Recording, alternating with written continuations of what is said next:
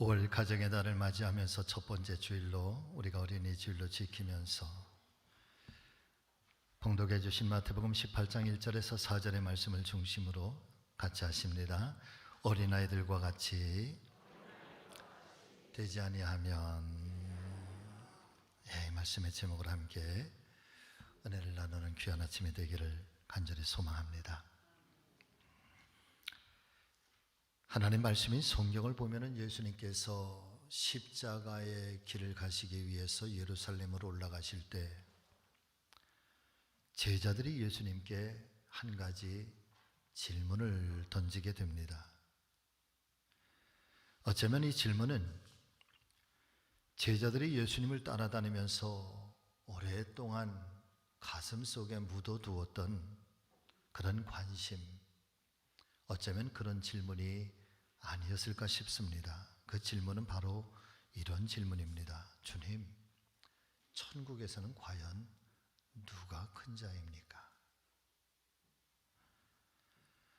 마가복음의 기록에 의하면 제자들은 사실상 이 질문에 대한 답을 얻기 위해서 서로 논쟁까지 일으키며 자신들이 먼저 큰 자가 되겠노라, 자신들이 먼저 높은 자리에 앉기를 갈망하면서 심지어는 다툼까지 벌이고 있는 것을 여실하게 보여주고 있습니다.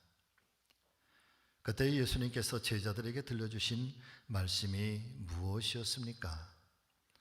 마가복음 9장 35절 말씀에 의하면 누구든지 첫째가 되고자 하면 무사람의 끝이 되고 무사람을 섬기는 자가 되어야 할 것이다 말씀해 주시면서 주님을 따르는 참된 제자로서의 도리가 과연 무엇인지 우리에게 분명하게 밝혀주시고 있습니다.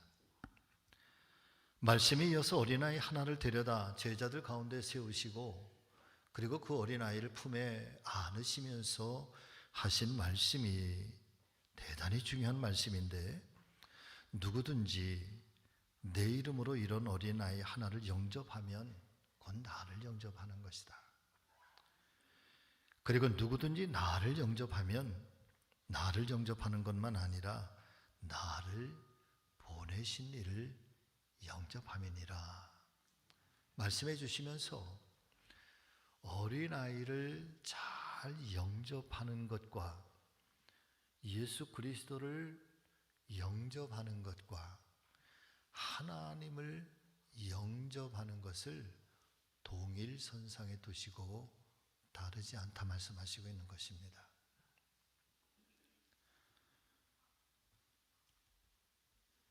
어린아이를 상징적으로 내세우시면서 신앙이란 도대체 무엇일까? 그리고 믿음이란 무엇일까? 라고 하는 것을 제자들에게 가르쳐 주시고 있다는 것이죠. 마태복음 28장 본문의 말씀 속에 그러면 예수님은 어린아이와 연관돼서 어떻게 말씀하시고 있는 것일까요? 3절과 4절의 말씀을 보니까 진실로 너희에게 이르노니 너희가 돌이켜서 어린아이들과 같이 되지 아니하면 결단코 천국에 들어가지 못하리라. 누구든지 어린아이와 같이 자기를 낮추는 사람이 천국에서 큰 자니라. 사랑하는 성도 여러분, 오늘 예수님의 말씀 속에서는 어른이라고 할지라도 어린아이에게서 배워야 할 점이 분명코 있다고 예수님은 가르쳐 주시는 것이고, 그리고 그런 어린아이의 모습을 우리가 담고 배우지 않으면 결단코 천국에 들어갈 수 없을 것이라고 아주 강렬하게 말씀해 주심으로써 성도들이 어른이지만 어린이다움의 신앙을 간직히 해야 될 것을 예수님께서 오늘 우리에게 역설적으로 말씀해 주시고 있는 것입니다. 오늘은 그렇게 예수님께서 말씀하시고 있는 어린이를 통해서 우리가 배워야 할 신앙적인 모습은 과연 무엇일지 함께 말씀을 나누면서 깨닫기를 바라고, 우리의 믿음 또한 어린이다움의 신앙으로 돌아갈 수 있는, 간직할 수 있는 사랑하는 우리 성지 믿음의 가족들이 되시기를 예수님의 이름으로 축복합니다. 첫 번째는 어린이의 이 단순성의 믿음과 단순성의 신뢰를 배우자라고 하는 것이죠. 우리가 상식적으로 생각해 보았을 때 어린이를 어른과 비교해 본다면 가장 현저한 이 대조적인 특성은 여러분 단순성과 신뢰성이라고 말씀을 드릴 수가 있을 것입니다. 먼저 단순성의 신앙에 대하여 말씀을 드리면 어린이들의 생각과 어린이들의 사고의 체계는 어른들처럼 복잡하지도 않고 계산하지도 않습니다. 아주 단순하고 명쾌하다는 거죠. 싫으면 싫다, 좋으면 좋다, 불편하면 으앙, 마음에 안 들면 으앙, 좋으면 그냥 한없이 좋아하는.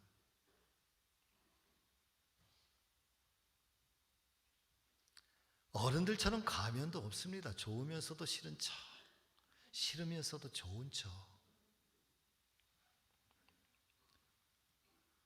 내가 힘들고 어려울 때 어린이들은 복잡하게 생각하지 않습니다.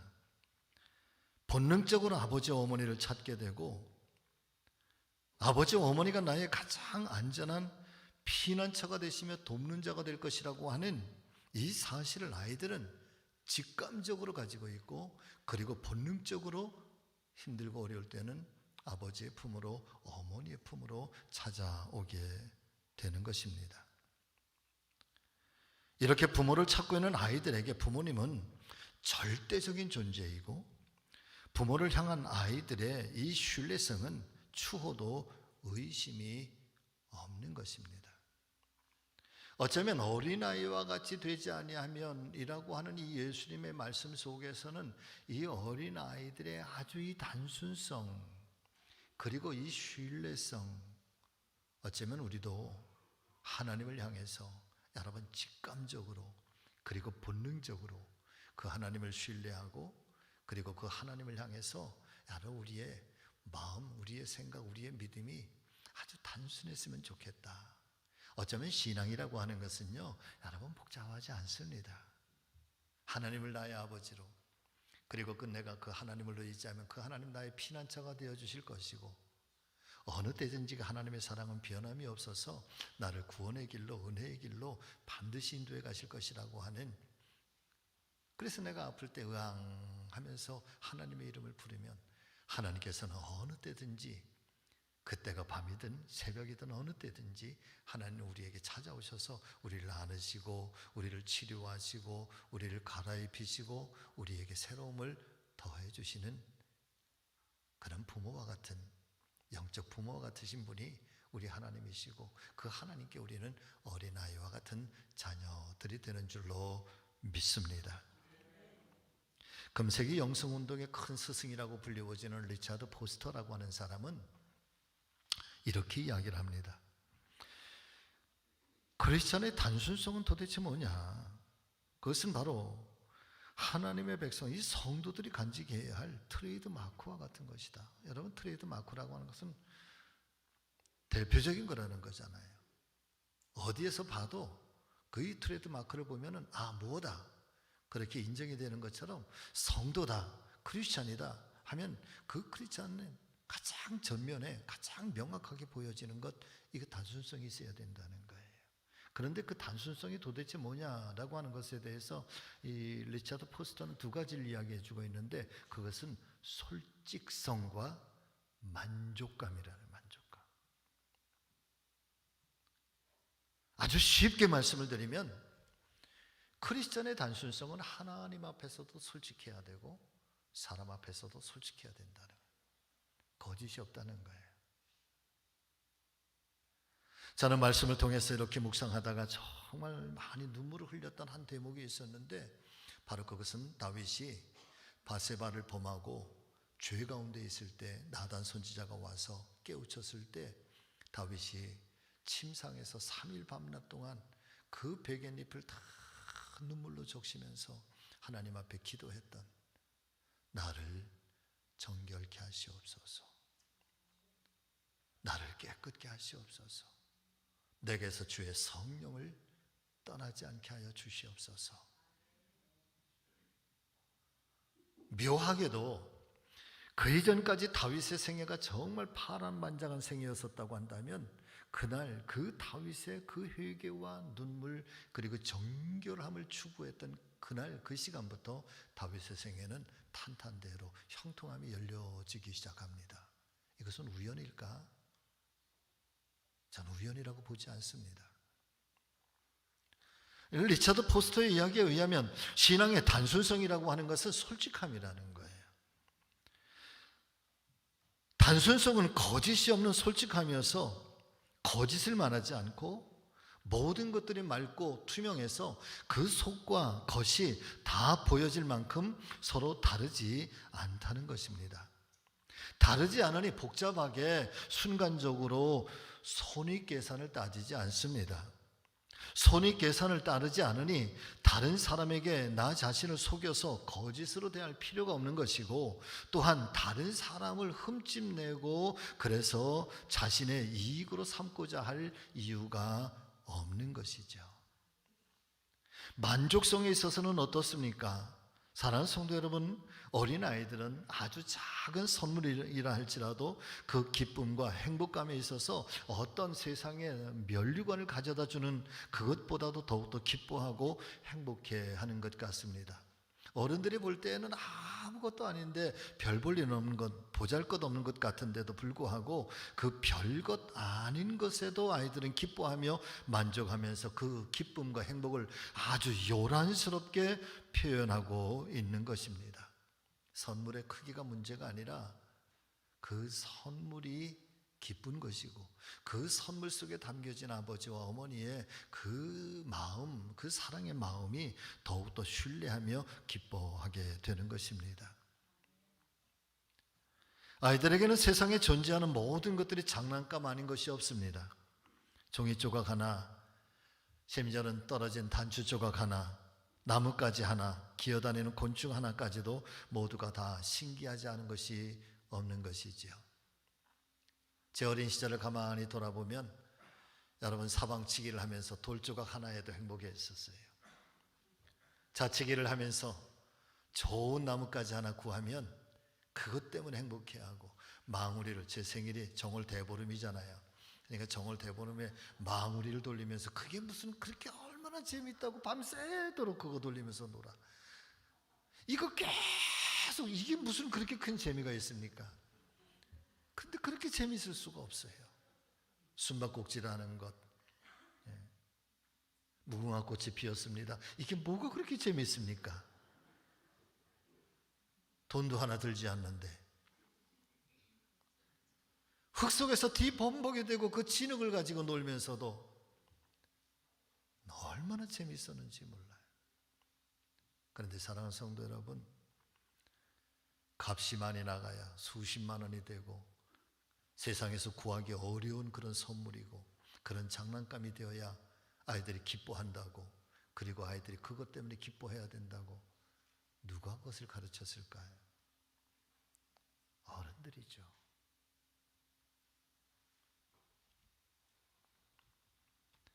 이렇게 놀잇감들과의 놀이에 빠져있는 아이들의 천진난만한 모습을 지켜보시기를 바랍니다.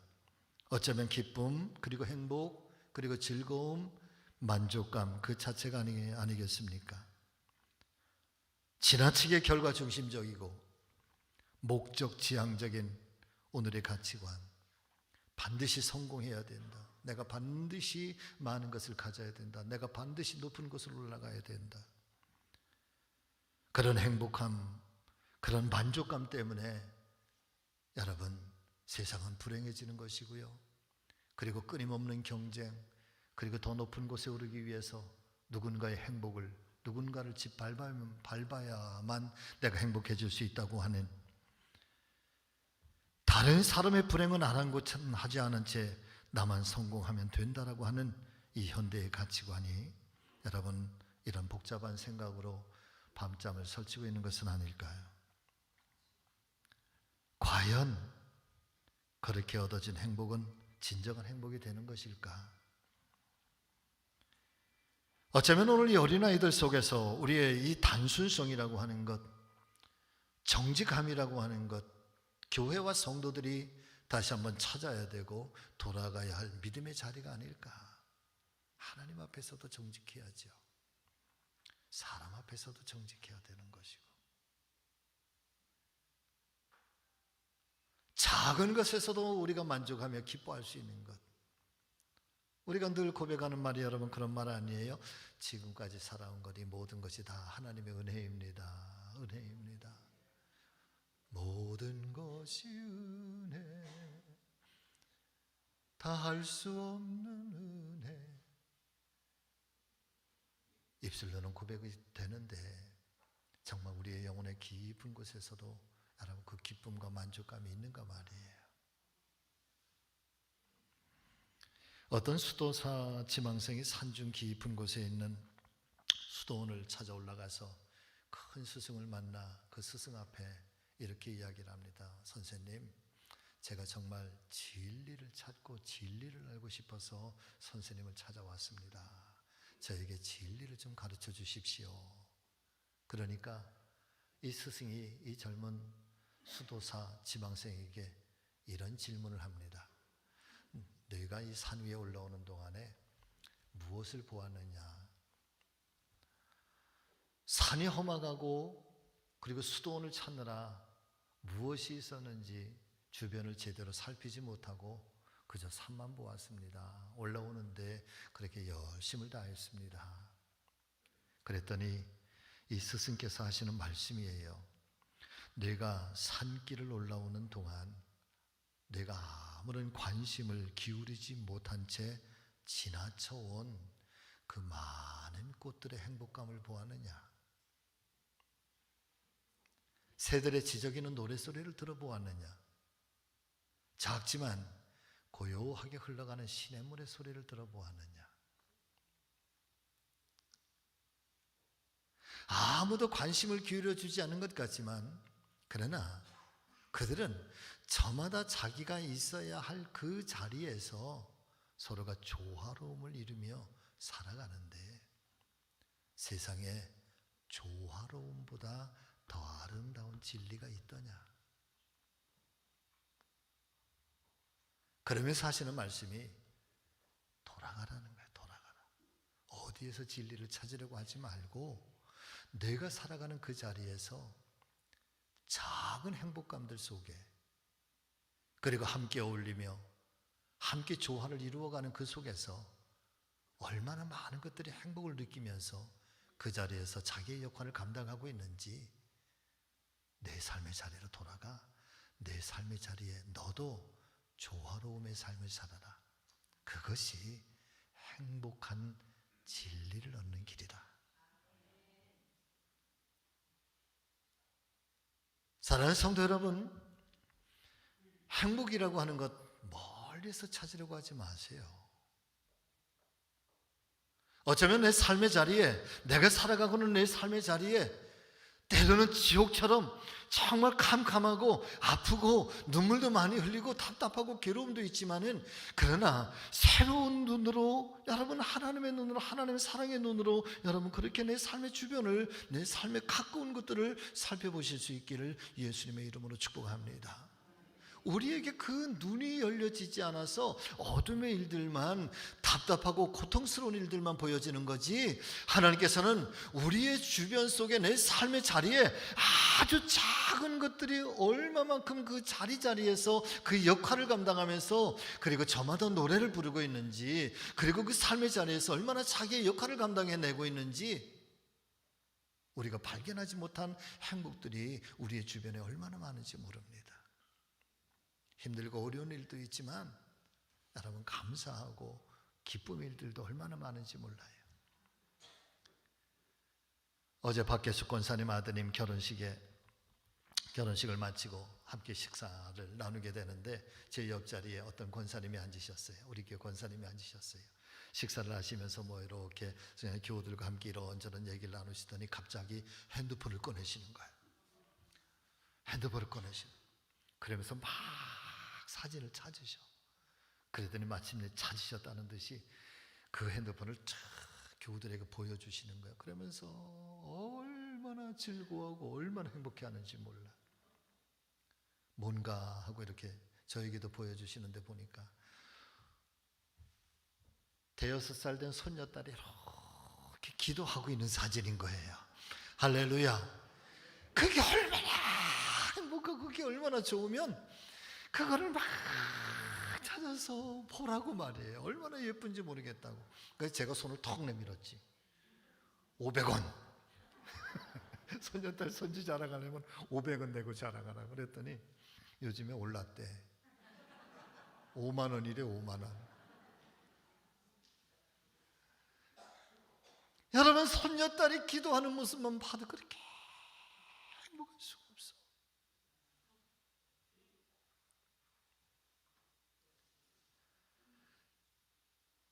어린 소녀, 손자가 무슨 춤이에요, 여러분? 그 춤이에요. 그 무슨 춤이에요? 그 코미디언이 예전에 막 다리 막 이렇게 하는 것. 개다리 춤? 그게 뭐 그렇게 아름답습니까? 제가 볼 때는 참 희한하더구만. 팔다리가 다 따로따로 노는 것 같고. 그래도 우리 손자 잘한다고. 그럼 뭐. 여러분, 눈이 열리면은요, 작은 행복에 얼마나 기뻐하는지 몰라요. 오늘 우리가 잃어버린 게 만족감을 잃어버렸어요. 어린아이들은 큰 선물만 있어서 행복한 게 아니라 여러분, 곤충 하나만 가지고도 기뻐하고요, 작은 선물 하나에도 그 아이들은요 한없이 기뻐해요. 만족해요. 어린아이같이 되지 아니하는. 여러분, 어린아이들의 이 단순성을 배우실 수 있기를 예수님의 이름으로 축복합니다. 하나님을 향한, 아버지를 향한 절대적인 신뢰. 힘들고 어려울 때면 내가 무조건 찾아가고 본능적으로 직감적으로 찾아가는 것, 다른 생각이 없어. 계산이 없어요. 내가 부모 말고 내가 누구에게 찾아가면, 장로님을 찾아가면 더 행복할까? 아이들은 그런 생각하지 않아요. 부모부터 찾잖아요. 본능이란 말이에요. 단순하다는, 신앙은 단순해야 된다는, 하나님이 최고야. 본능적으로 하나님께로 돌아가야 되고, 행복을 멀리서 찾으려 하지 말고 여러분, 내 가까이에 조화로움을 통해서 각자의 삶의 자리에서 살아가고 있는 그 모습, 또 내가 그 삶의 역할을 감당하면서 살아갈 때 내가 숨 쉬는 것도 행복한 거고, 내 작은 사랑, 내 작은 섬김으로 말미암아서 누군가가 회복이 되고 누군가가 다시 힘과 용기를 얻는 그런 손길을 통해서도 여러분, 얼마나 뿌듯하고 얼마나 자랑스러운지 몰라요. 내가 그렇게 자랑스러울 수가 없어요. 이 단순성의 솔직함과 만족감의 은혜가 우리 모두에게 함께 하시기를 예수님의 이름으로 축원합니다. 오늘도 주님은 말씀하시고 있습니다. 돌이켜 어린아이와 같지 아니하면 결단코 천국에 들어가지 못하리라.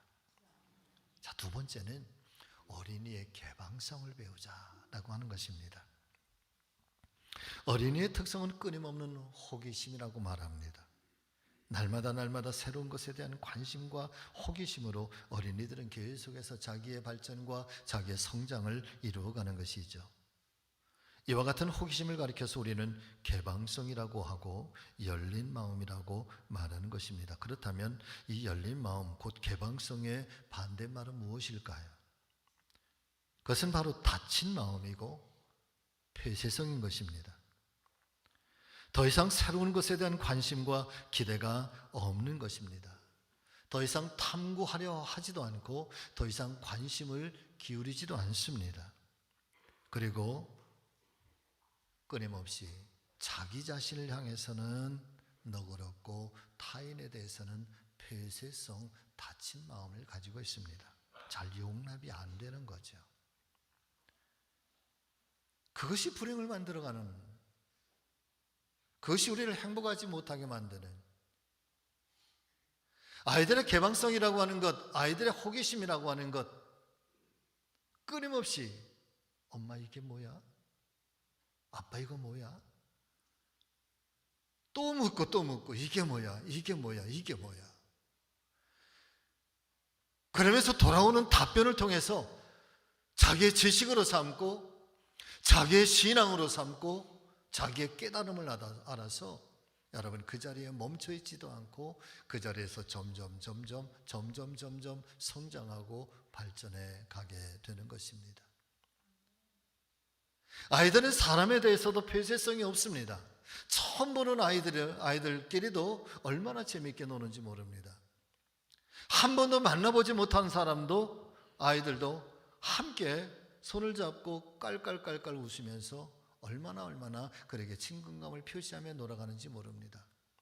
그런데 어른들은 어떨까요? 늘 조심스럽죠. 이 사람이 나에게 유익이 되는 걸까? 혹여나 내가 이 사람 때문에 내가 해를 당하는 것은 아닐까? 내가 가까이 해도 좋을까? 많은 생각 가지고 늘 경계하며 마음을 여는 것에 얼마나 시간이 오래 가는지 모릅니다. 여담입니다마는 제가 독일에서 목회할 때에 미국 보스턴 대학교의 구약학 교수 가정이 한국을 방문해서 저희 집에서 한 이틀 정도 머물렀던 때가 있었습니다. 한국말을 전혀 못하니까 영어로만 다 얘기를 해야 되는데 제가 영어가 좀 딸리잖아요. 우리 집에 와도 되느냐고 그러는데 머뭇대더라고. 대화가 잘 안 될 텐데 어떡하지? 내 영어 실력이 다 들통이 날 텐데 에라 모르겠다. 오시라고 그래라. 그래서 오셔서 함께 이틀을 거하면서 지나는데 여러분 간단한 용무만 이야기를 하는 거예요. 밥 먹으러 오세요. 네. 안녕히 주무세요. 그런데 어느 날 저녁 때 그날 저녁 때 보니까 저희 아이들이 그때 4살, 6살인가 그랬거든요. 근데 아이들이 없는 거예요. 밤 11시, 12시가 됐는데도 아이들이 없는 거예요. 도대체 어디 갔지? 알고 봤더니 옆에 방에 그 교수님 네가 살고 있었는데 진행 하룻밤을 주무시게 됐는데 그 방에서요 깔깔깔깔대고 호호대고 뭐 얼마나 난리법석이 났어요. 그래서 제가 슬그머니 나가서 창문을 살짝 이렇게 열고 쳐다봤죠. 그랬더니요 우리 아이들이 영어는 하나도 못하는 것들이 그 집에 교수님하고 교수님 아내하고 그 집에 아들 딸하고 얼마나 재밌게 노는지 몰라. 말도 안 통하는데 그렇게 재밌게 놀더라고요. 저는 경외감을 느꼈습니다. 아이들은 말이 안 통해도 얼굴 표정으로만 너 함께 어울릴 수 있는 거구나. 말 못한다고 말이 대가 안 된다고 두려워하고 걱정하고 제가 멀리 했던 제가 부끄럽더라고요. 다음 날은 에라 모르겠다. 그냥 뭐 표정으로 그 다음에 손짓으로 말짓으로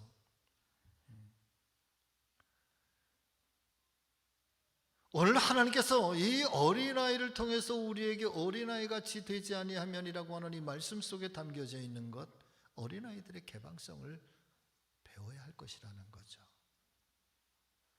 얼마나 우리가 이 폐쇄된 마음을 가지고 폐쇄성 닫힌 마음을 가지고 그리고 우리의 관계를 그렇게 경계하면서 살아가고 있는지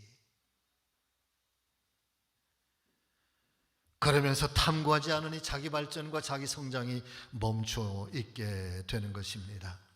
어쩌면은 어린아이들에게 모든 것들이 다 새롭고 호기심을 가지고 탐구하고 관심을 가지고 그리고 그렇게 그 새로운 것들을 향해서 나아가는 것처럼 사랑하는 성도 여러분 어쩌면 오늘 예수님께서는 제자들을 향해서 진리에 대해서 하나님의 나라에 대해서 하나님의 거룩한 일들에 대해서 닫혀있는 제자들을 책망하고 있는 것은 아닐까? 당시 제자들의 관심 제자들의 호기심은 예수님께서 이루시려고 하시는 진정한 하나님의 나라에 대하여 그리고 십자가를 통한 죄사함과 영원한 구원의 은총에 대하여 그리고 하나님께서 이 땅 가운데 행하시고 하나님께서 이루시려고 하시는 하나님의 나라에 대하여 제자들은 아무런 관심이 없습니다. 제자들의 관심은 어디에 있습니까? 내가 지금 이 땅에서 어떻게 큰 자가 될 것인가? 내가 이 땅에서 어떻게 높은 자가 될 것인가? 예수님께서 이제 예루살렘에 올라가셔서 왕이 되시면 내가 그 왕의 오른쪽 자리에, 왼편의 자리에 우리 아들들을 앉혀달라고, 내가 그 자리에 앉게 해달라고. 그래서 내가 세상 속에서 영화를 얻고, 세상 속에서 멸관을 얻고, 세상 속에서 권력을 행하고 그런 높은 자리에 있기를 원하는, 물질적이면서도 세속적인 것에 제자들의 관심이 닫혀 있으니 예수님께서 내가 너희에게 주고 싶은 것은 그것만이 아니라는 거죠. 사랑하는 믿음의 성도 여러분, 과연 오늘 저와 여러분들이 예수님을 믿고 신앙생활을 하고 교회를 하는 것이 우리가 이 땅 가운데서 큰 물질을 얻기 위한 것에만 그치는 것일까요?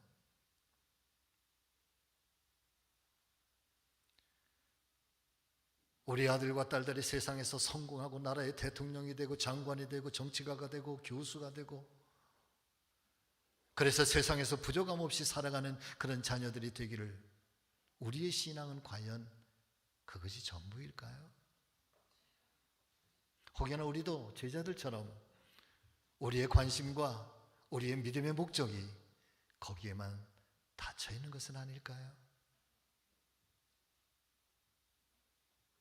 보다 더 깊은 하나님의 거룩한 사역, 하나님의 거룩한 일들, 하나님께서 정말 예수 그리스도를 통해서 이 땅에 이루시기를 원하셨던 하나님의 마음, 그 하나님의 마음이 오늘 우리들을 통해서 이 땅 가운데 세워지기를 원하시는 하나님의 거룩한 뜻이 오늘 우리에게도 펼쳐지기를 원하신다고 한다면, 오늘 우리의 믿음의 눈들은 그 하나님과 함께 맞추어져 있는 것일까요?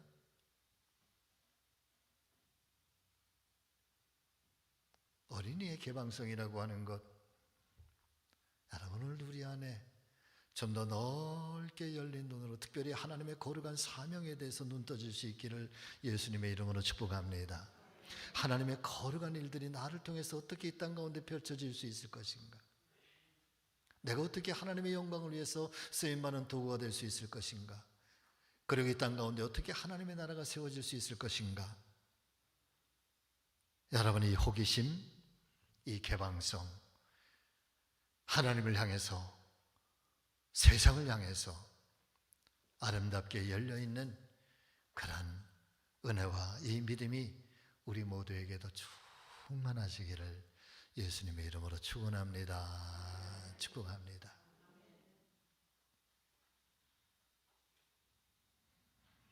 유대인 랍비 시그니 그린버그라고 하는 사람이 실제적인 나이에 상관없이 정신적인 청년과 정신적인 노인의 차이점에 대해서 이렇게 구별을 해주고 있는데, 여러분 한번 잘 나를 한번 비교해 보세요.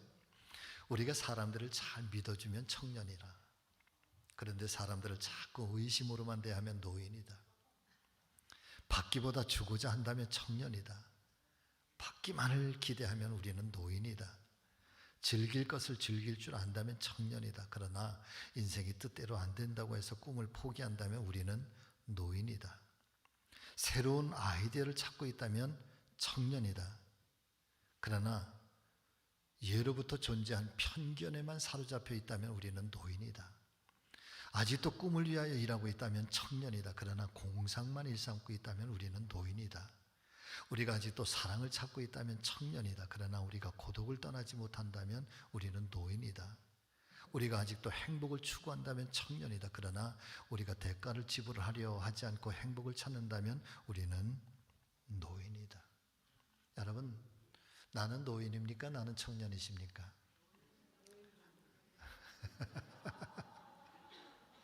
저는 우리 사랑하는 성지교회 모든 성도님들이 다 청년이 되시기를 예수님의 이름으로 축원합니다. 여러분 말씀을 보세요. 말씀을 보세요. 모세는요 80세에 자기의 민족을 이끌고 그리고 나라를 해방시킨 열정의 사람이에요. 누가 그 80세의 노인을 노인이라고 말합니까? 갈렙은 85세에 이 산지를 내게 주소서, 누구보다도 젊은 청년들보다도 앞서서 이 전쟁에 임하기를 바라고 하나님의 뜻을 이루기를 원했던 사람이 여러분 모세지요. 사도 요한은 90세에 하나님의 신령한 은혜와 은사를 얻어서 계시를 받아서 요한계시록을 기록하게 되는 그런 하나님의 큰 일을 이루는 그런 사도가 되었습니다. 시인 로버트 브라우닝이라고 하는 사람이 이런 말을 남겼어요. 여러분, 이러실 수 있기를 예수님의 이름으로 축복합니다. 같이 읽습니다. 시작. 내가 처음 태어날 때 모든 사람들은 웃었고 나는 홀로 울었나니 그러나 내가 죽는 날 모든 사람들은 울고 나는 홀로 웃을 수 있는 삶을 살자. 나 태어날 때에 사람들은 다 웃었는데 나만 울었대. 정말 그런 것 같아요. 그런데 반대로 나 세상 떠날 때 다른 사람들은 다 울어도 여러분, 나는 활짝 웃으면서 하나님 나라에 입성하시는 영원한 청년들이 되시기를 예수님의 이름으로 축원합니다. 축복합니다. 아유, 청년 되시라니까 좋아서. 네, 정말 그렇게 사세요. 여러분, 개방성을 가지고 사세요. 하나님을 향해서 호기심을 가지고 사시기를 주의 이름으로 축복합니다. 마지막 세 번째, 어쩌면 이거죠. 여러분 같이 하십니다. 어린이는 나의 스승입니다.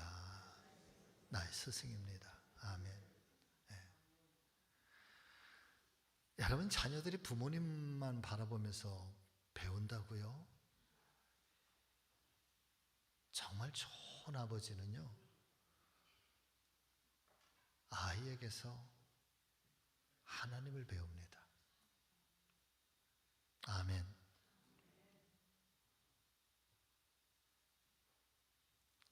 아버지 학교를 잠깐만 말씀. 이거 지금 원고에 없는 얘기인데요. 너무 중요한 얘기예요. 어느 날 제가 딱 눈을 떴는데 아버지가 되어 있는 거예요. 어느 날 눈을 떴는데 아버지가 되어 있는 거예요.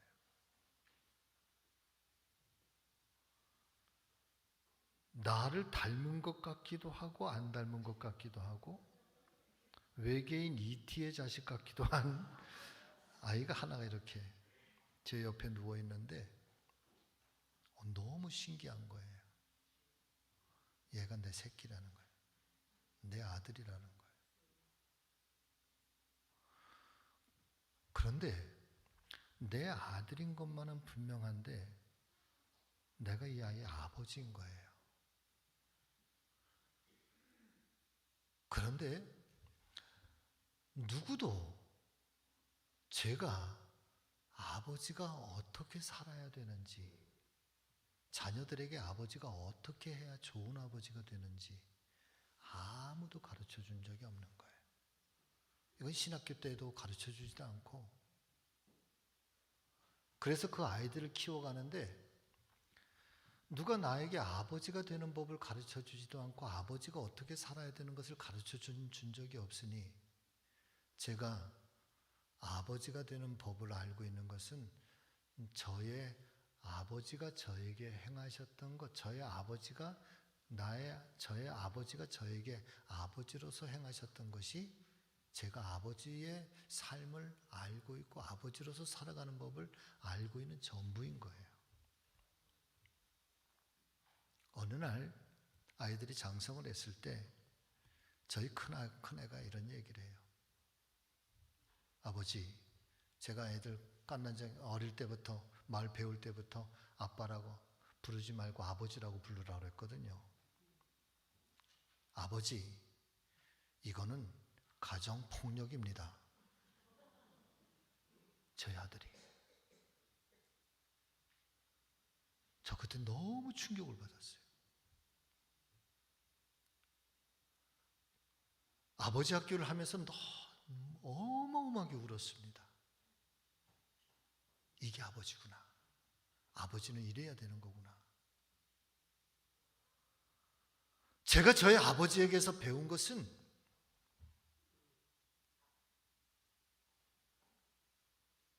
더 말씀을 못 드릴 것 같아요. 제 아버지의 존함을 부끄럽게 할 것 같아서.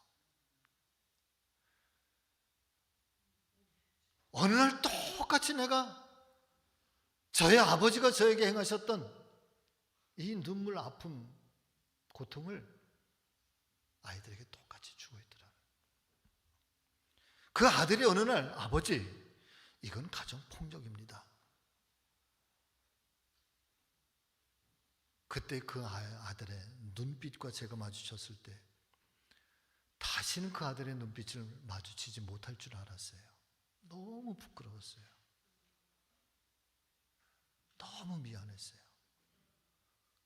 아버지 학교를 하면서 눈물을 흘리면서 돌이키면서 왜 내가 진작 이런 아버지가 되지 못했을까?